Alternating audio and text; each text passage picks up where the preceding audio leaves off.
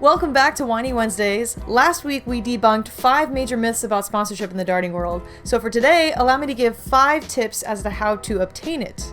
First of all, it's a huge privilege to have personally earned the platform to help so many of you guys and experience support, not only from these companies, but from you all, because that's the true key to my own success.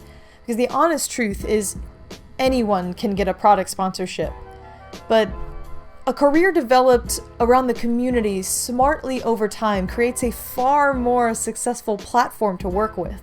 And when you find a way, as I have, to create an emotional bond with a community of players that not only follow you, but are influenced by you, that's priceless.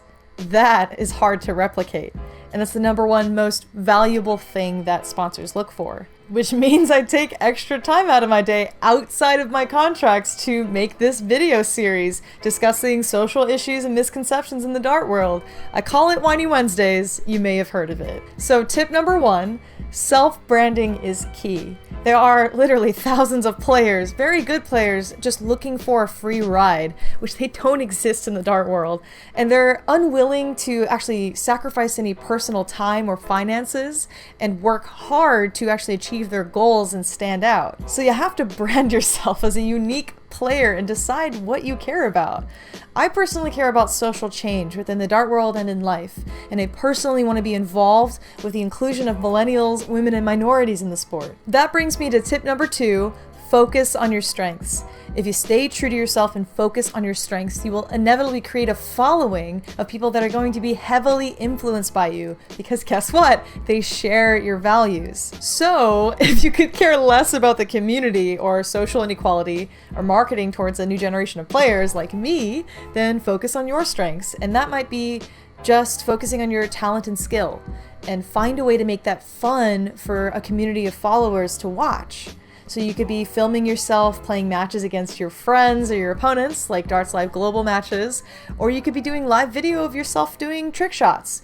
Find something that's unique and different, because remember, all players post their stats and how they place at tournaments all the time. It's a standard. So no matter what your strengths are, you have to ask yourself, am I even questioning the status quo? Can I offer something else besides a player that just happens to throw decent darts from time to time? Because, you know, newsflash, we all have that in common. Which leads me to tip #3, you have to leave a digital footprint that can showcase your strengths and actually help you to stand out. And you have to be consistently showing your brand, which means that you have to find a way to create a portfolio of you as a dart player and what you care about. And it will eventually gel with companies out there, and they will actually approach you, which I think is the best way to create a relationship with a sponsor in the first place. Moving on to tip #4, focus on what the company will save you instead of what they can give you. I've always felt that saving money is the exact same thing as obtaining it, because you stand to gain the most partnering up with companies whose products you actually like. I'm with L-Style because I used L-Style products when I first started. I'm with A to Z because I probably spent about $1,000 ordering from that website my first year of playing darts. And I'm pretty sure I tried about 5 different shot barrels as well. So it's not just a coincidence that I chose these companies to pay attention to, it was purposeful. Last tip, #5, be strategic and selective. The biggest mistake I see a lot of players make is they will send out mass emails to like every company out there. And that's actually a huge red flag to those companies, because it decreases your value as a player, as a person, as a marketer.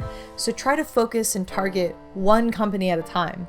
And present yourself to them in a special way as if you would a significant other, and show them how you will be an asset to them. Show some dignity. That's all that I have for you guys today. Take all of that into consideration and realize that sponsorship in the 21st century has evolved into a multifaceted marketing platform for many average Joes to take advantage of. Alright, next week's topic I'm going to leave a mystery, and I have a challenge for you guys. I will do a drunken Whiny Wednesdays if this video gets at least 400 views, so you gotta share if you want to see me drink actual wine on Whiny Wednesdays, and comment below what you want me to talk about. I'll choose what my favorite reply is.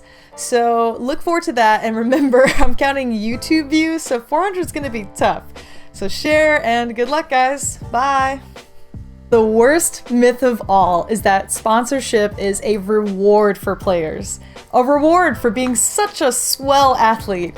But it's not a reward. It's a business agreement between a company and an athlete, and no one deserves it without doing their job. It's a full-time job.